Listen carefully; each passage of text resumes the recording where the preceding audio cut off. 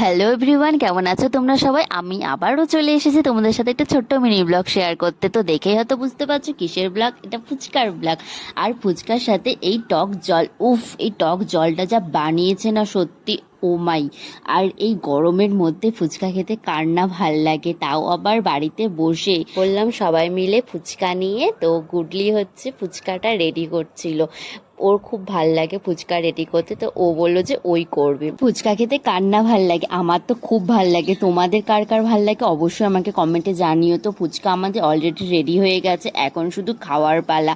কি দারুণ লাগছে না দেখতে, এত সুন্দর করে ওরা সাজিয়ে দিয়েছে না, সেই লাগছে। এখন সবাই মিলে ফুচকা খাবো। আগে আমি সবাইকে একটু দিয়েই দিলাম, যে ওরা সবাই বাটি নিয়ে বসে পড়ছে, তো ওদেরকে আগে আমি দিয়ে নিই, পরে আমি খাবো। ও খেয়ে বলছে যে সেই টেস্ট হয়েছে, সত্যি ফুচকাটা খুব ভালো হয়েছে। সবাই তো ফুচকা খাওয়ার পেটুক, আর এই টক জল দিয়ে ফুচকাটা খেতে কিন্তু বেশ ভালোই লাগছিল। আমরা তো খুব এনজয় করলাম। তোমাদের ভিডিওটি কেমন লেগেছে অবশ্যই আমাকে কমেন্টে জানিও। আজকের মতো এইটুকু, দেখা হচ্ছে নেক্সট ভিডিওতে। Tata, bye bye.